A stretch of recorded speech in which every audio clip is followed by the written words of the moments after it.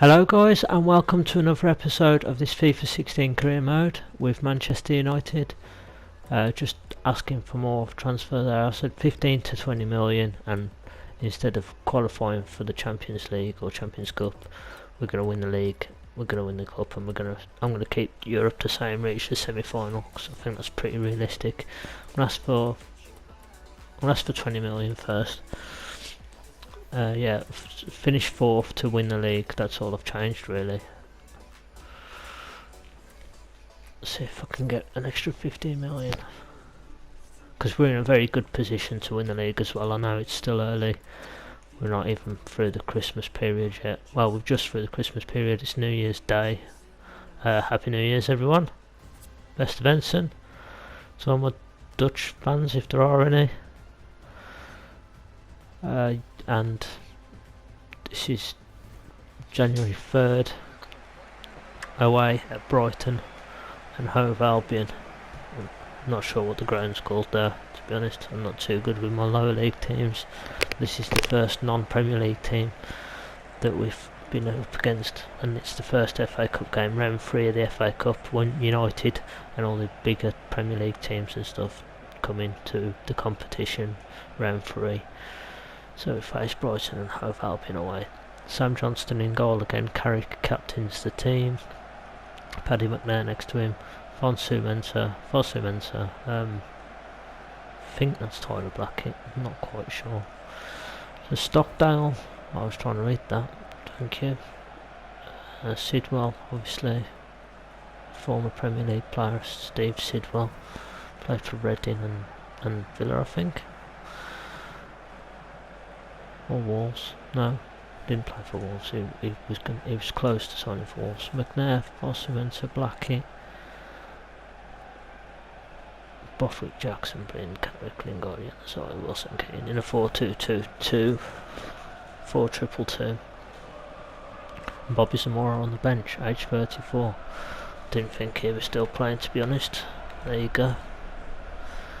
An English referee. So no bias towards the Germans. I can't believe Mark Clattenburg's going to referee the Champions League final tomorrow as well. What happened there? And he refereed the FA Cup final, and a lot of people gave him stick again.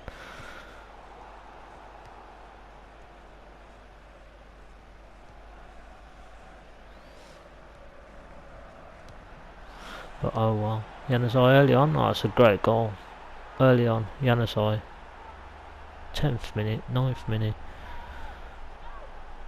Stockdale, can't believe it. He's got the unlucky 13 shirt on as well, which is actually my favourite shirt number.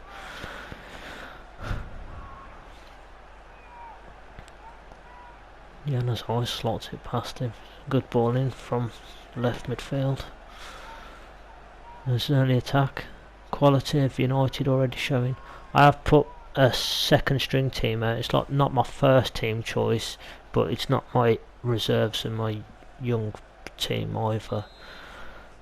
Januzaj, 10th minute. I've still got some fringe players, I should say. Michael Carrick and David Blind are obviously senior players. Could have done better there. That could have been 1-1 straight away. As it's scripted FIFA to do that most of the time. Oh, come on, can't clear the ball like that. Manu on Drew Esports. And made Steve Sidwell. It's ambitious to shoot from there. There wasn't enough power on it to trouble Sam Johnston, who every time he's played has been absolutely quality. Sam Wilson slides in. Lingard. Oh, that could have been. Oh, Wilkins there to just nod it in as well. It's 2-0. Less than 40 minutes. This looks like it's going to be a very comfortable game for Man United. Wide open there, Lingard. Brighton defence not looking too good there, to be honest. And Wilkins holds off the defender just to nod it into the back of the net. Right in the middle. Wilkins, every time he's played for me again as well, he's been really good. not got the best OVR. Perhaps James Wilson's a bit ahead of him in that sense, as well as age. But every time I've played him, he's done well. So what can you do, really? OVR's of course not everything in the game, because you've got to take into effect the work rates and the skill moves and the weak foot ability, the height. Obviously the pace is an important one, strength's an important one as well. So you just got to get players that you find you seem to play well with. Bothwick Jackson's done one as well. Blind is doing really well. I think at the moment as well, my team, I'm playing a bit better, I'm passing the ball around a bit better, I'm defending better. So this team's doing very well at the moment. And of course the transfer window's just opened, the January transfer window. So the beginning of the episode you saw that it was January the 1st, the transfer window is now open.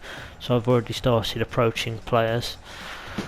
I've mentioned before my sort of targets.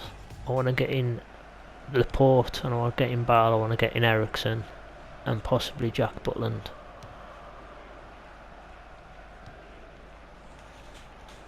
I was looking at Andy Carroll as well, because he'd be pretty cheap and he'd be a cheap alternative to Lukaku.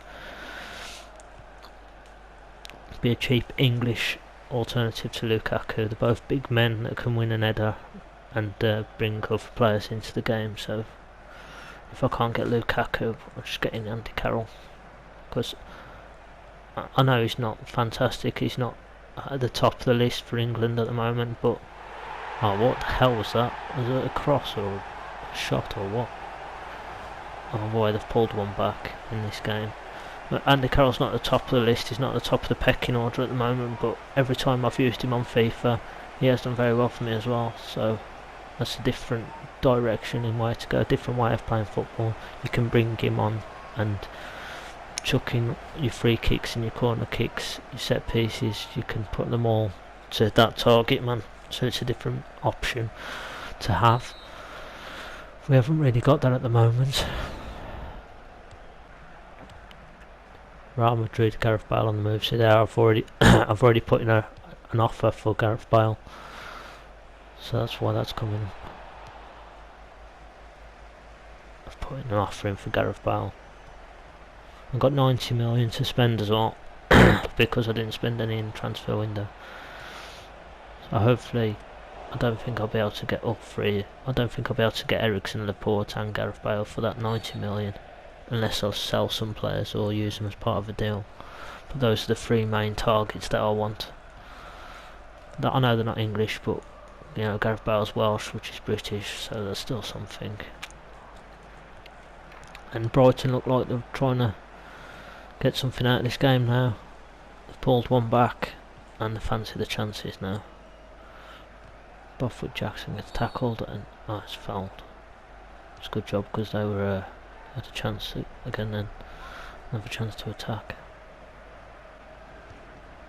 Pereira on for Januzaj. Haven't really used Pereira a lot. He's another fantastic one.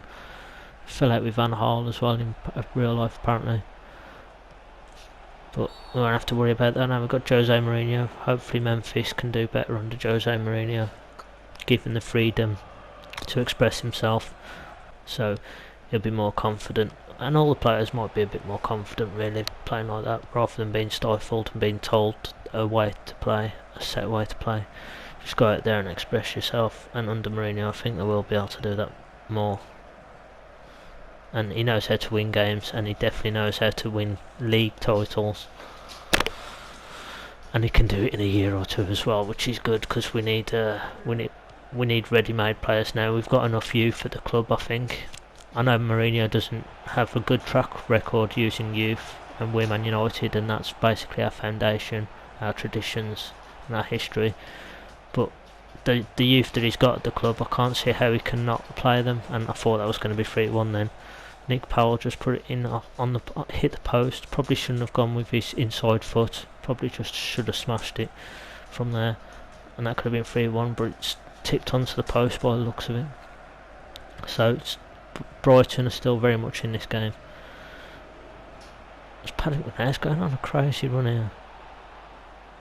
Oh, eventually knocked off the ball by Knockhart. Stockdale. 2-1. I was hoping for like a big scoreline here just to get the confidence in the younger players, and they've been a bit more rested than my senior team as well.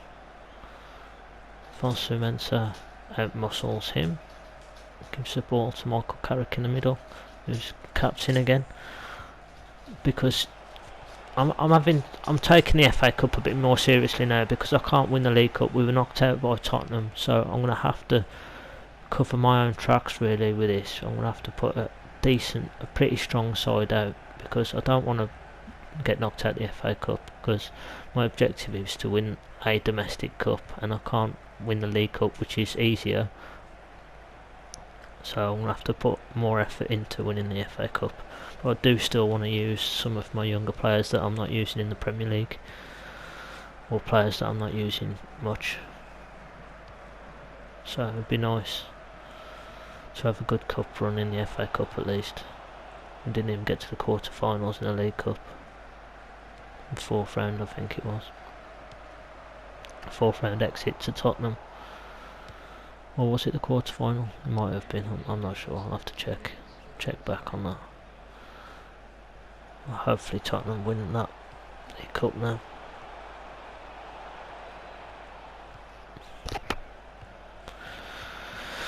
Hopefully we can do the double as well, the League and the FA Cup.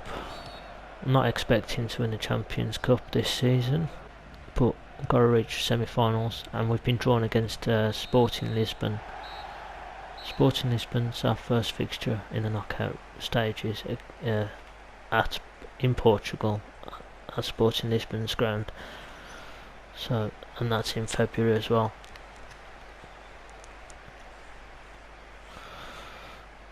So we should be Sporting Lisbon because we finished first in our group. We've been seeded higher. We've got a higher seed, so we've faced a team that finished second. That's how that works, if you weren't familiar with that. So teams that finished first face teams from other groups that finished second.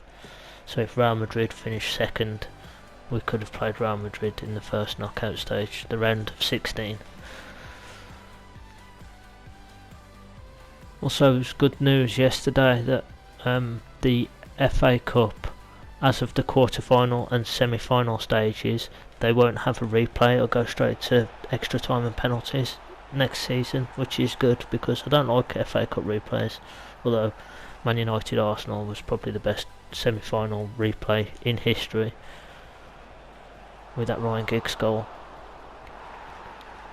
and the penalty save and all sorts. But it's just too many games now. I think the FA Cup replays as well, they don't help things.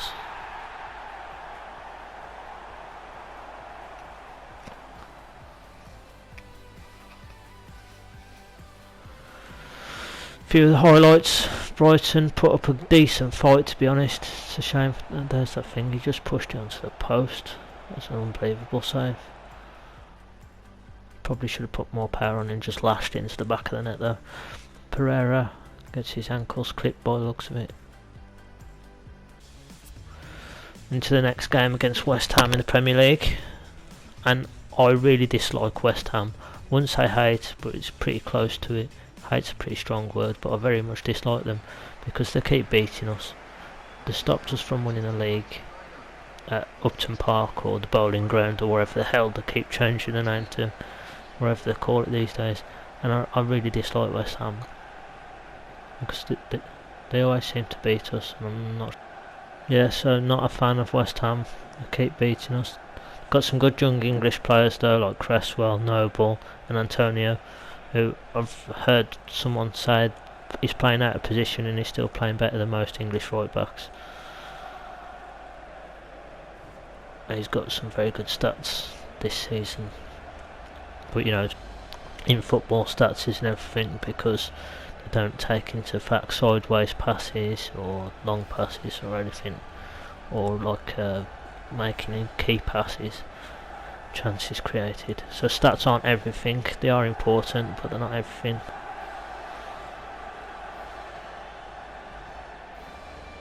I don't think they are anyway. It might be an unpopular opinion, but I don't think that there's more to take into account than just statistics.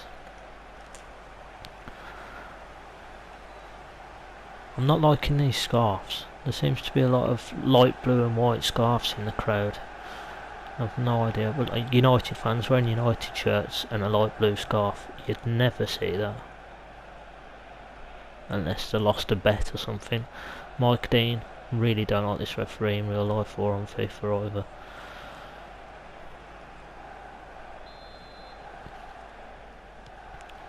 Just seems to give everything against United for some reason.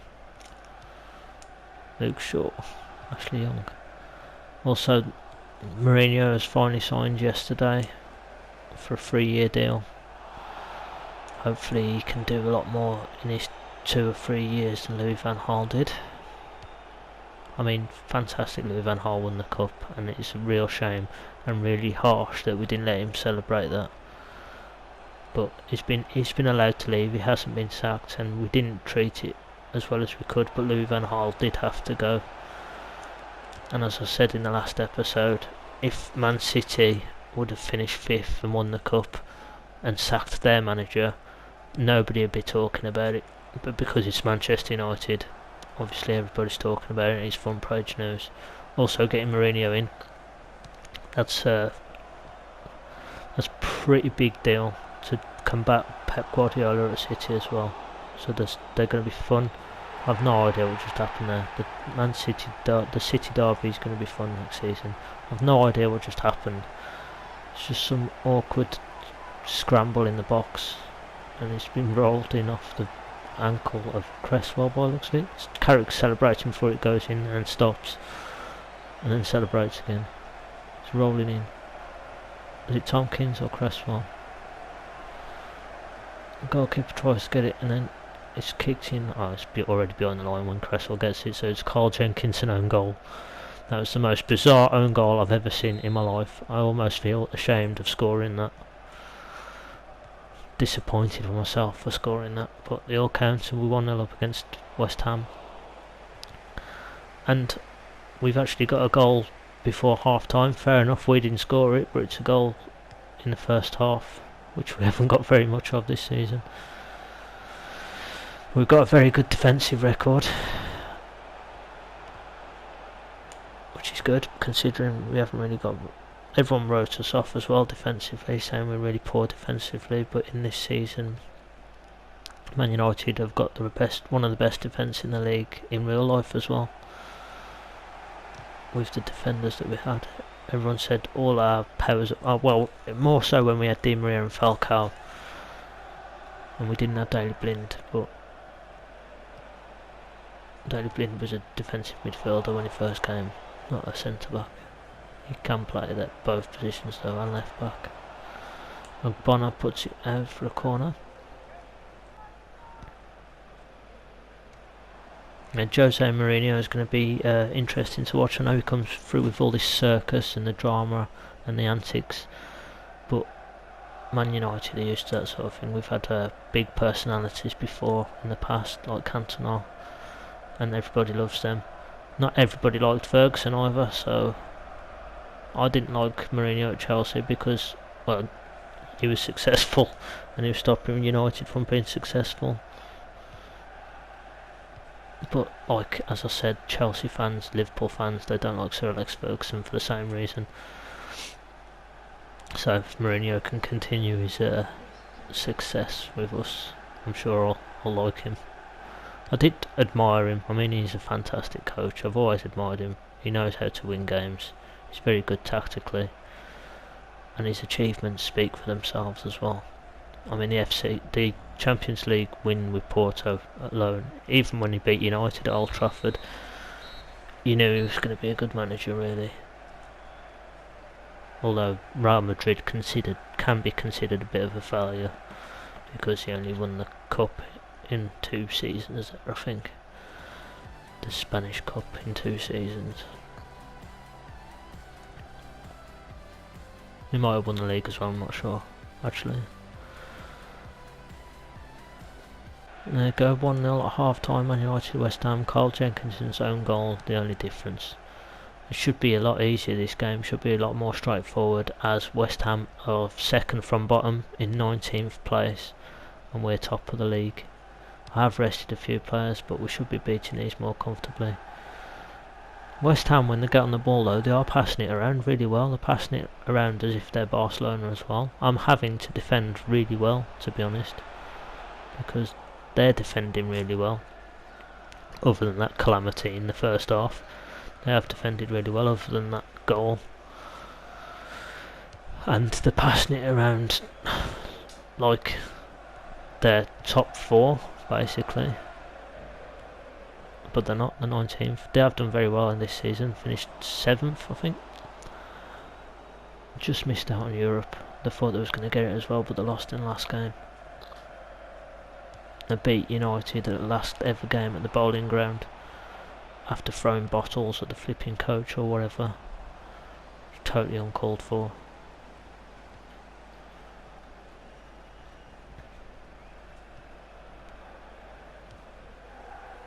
West Ham. Why is the bowling ground? Everyone's heard about it, but there's been last games at Highbury and Main Road and stuff, and nobody kicked up a massive fuss about all those. So why is the bowling ground more important than those? I mean, Highbury went under the radar really.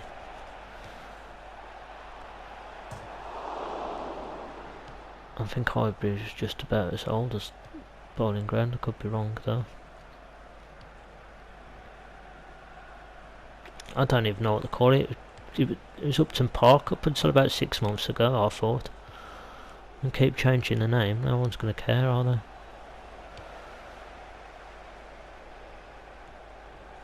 They have got a nice new stadium coming though next season. I was hoping Tottenham would get it, but I don't know why it's gone to West Ham. You'd think Tottenham would be the better team for it, the better option, because they've got better resources. They've got more fan base, I think. Could be wrong on that as well. I think Tottenham have got a better academy. They've finished higher in the league. They should have more money. So I think the Stadio Olimpico, I think that's what it's called, that should have gone to Tottenham. And Tottenham didn't want to share it with West Ham. I've no idea why West Ham got it over Tottenham. If someone knows the answer to that, then let me know in the comments below. If you're a West Ham fan, please enlighten me, that'd be great. But to me it seems a bit weird, just like the World Cup going to Russia and Qatar. No idea what's going on there. And why England haven't hosted a Euros or a World Cup. Well, they've hosted one World Cup, but that was a long time ago, whereas the likes of Germany, Italy, they've all hosted it twice. France have hosted a lot as well. Brazil have hosted a lot. So it seems they seem to be favouriting those clubs. I think Italy might have hosted it twice as well, the World Cups. Well, Italy have won it 4 times now. I hope they level, and Germany have won it 4 times. But I hope Italy equal Brazil's record in that respect.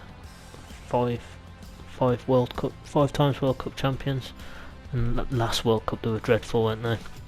Absolutely dreadful, especially the 7-1 loss to Germany after Neymar got injured. Thiago Silva and David Luiz at the time, 2 very good defenders, just looked like a pub team. That's the goal, Romero cheering it. I think they've given Romero the man of the match, to be honest, because I haven't created a lot, I haven't had many shots. I don't think... Oh my god, that hit the post. I don't remember seeing that first time, that's really close. So yeah, West Ham probably deserve something out of that as well, but 3 points come back to Old Trafford. I'll stay at Old Trafford. Right, thank you all for watching, hope you've enjoyed this episode, take care, and